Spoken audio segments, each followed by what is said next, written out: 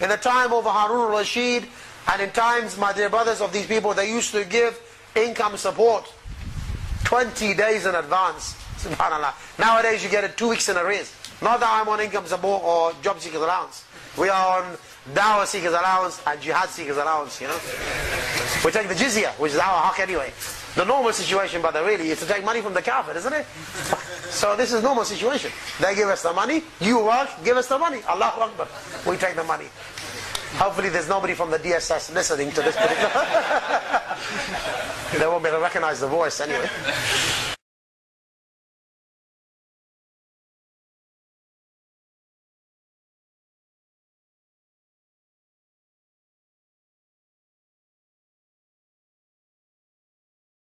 Claire MacDonald and Phil Williams here with you through till 8:30. The Sun has secretly filmed the radical Islamist preacher Anjem Choudary calling David Cameron and Barack Obama satanic and saying his followers should stop working and live off benefits, what he calls Jihad Seekers Allowance.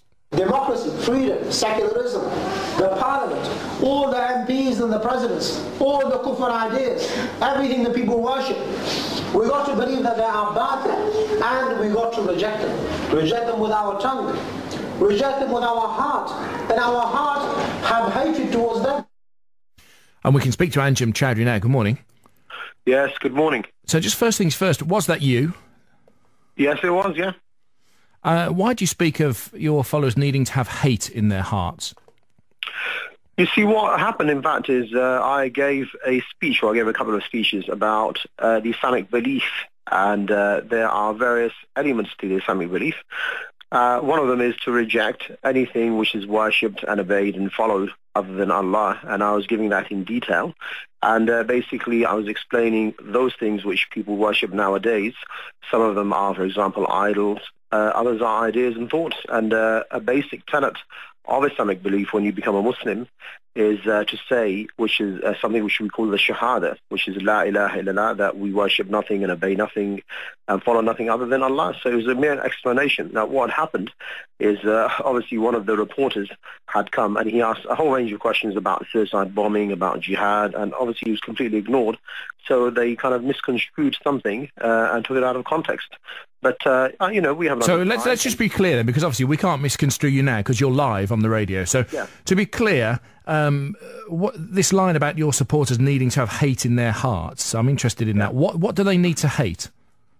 Well, as a Muslim, you see, we have a basic concept called wala and bara, meaning to ally and to disassociate.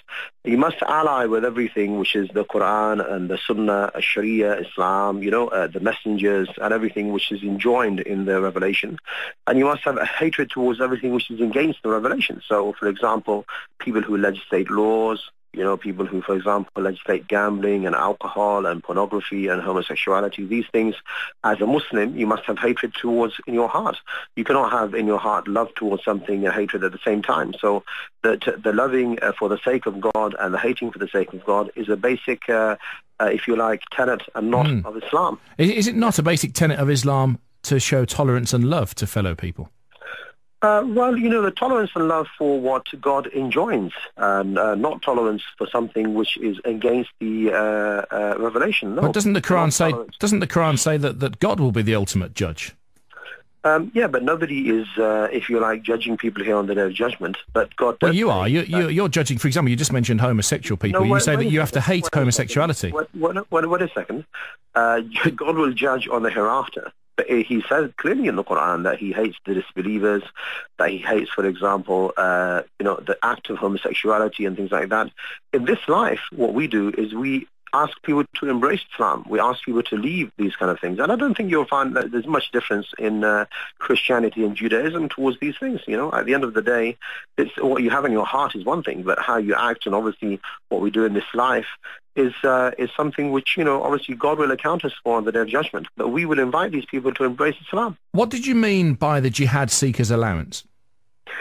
You know, when I was training to be a lawyer, we used to say the Department of Stealth and Total Obscurity for the NHS. as a joke, and as a joke in this talk, to lighten the atmosphere, I said Jihad Seekers Allowance.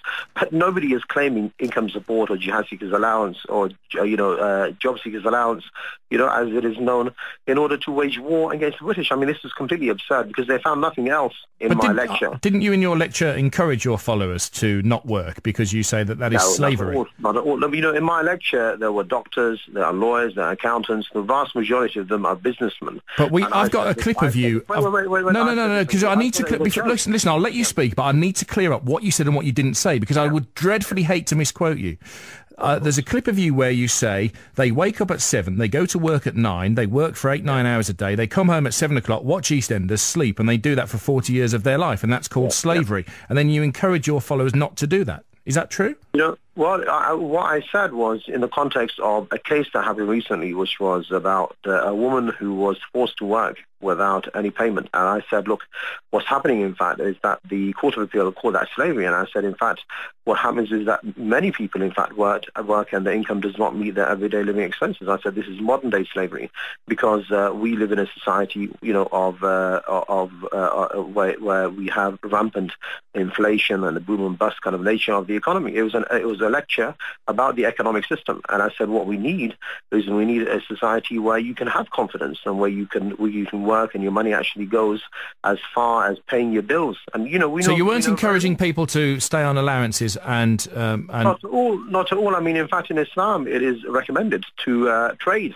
You see, and I personally don't claim JSA, despite what the media may say. I may not tell you what I do, but I qualified as a lawyer. I do something which allows me to function. But the point is, why are you so mysterious about what you do? What I say, well, it's my business. What I say in a lecture, is it because you're on benefits? I just said to you, I'm not on JSA. The point is, what I say in a jovial manner. Do you claim housing benefit? In a lecture, bear with me. What I say in a lecture in a jovial manner, when I'm talking about the economic system, and which is relevant to what the people are facing nowadays, should be taken, in the context of the whole lecture. If you want to listen to the whole lecture, you're welcome. But if you want to listen people listening to you right now, Mr. Choudary, they will want to know whether someone who is preaching hate is claiming benefits.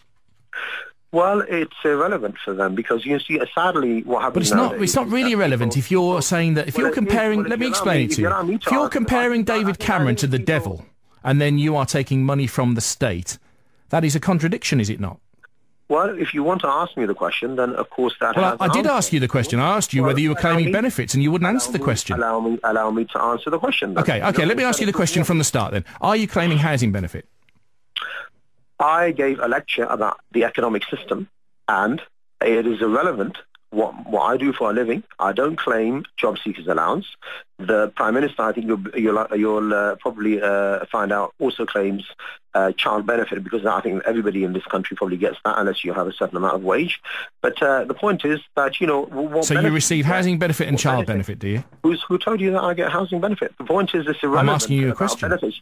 You see, the problem is that when you lose the argument, you see, then you start to talk about somebody's employment. Let's talk about the argument. Why divert away from the ideology and the argument, which you've obviously lost, and now talk about something personal? If you have a cogent argument, then give me a counter argument. Don't start talking about. I'm just intrigued as to why you're being so shadowy about how you earn an income. It's irrelevant because the point is, you see, if I was doing something illegal, I'm sure the police and the authorities would have done something about it by now. The point is, what I'm doing is perfectly legal. At the same time, I'm raising my voice. If you don't like that, then you should counter the voice. You shouldn't talk about somebody's employment. A lot of people in this country are employed. That doesn't mean they don't have a voice and they can't vote and they can't have a say on what's going on. Thank you very much for talking to us. That's Anjem Choudary. In the time of Harun al-Rashid, and in times, my dear brothers, of these people, they used to give income support 20 days in advance. SubhanAllah. Nowadays, you get it 2 weeks in arrears. Not that I'm on income support or Job Seekers Allowance.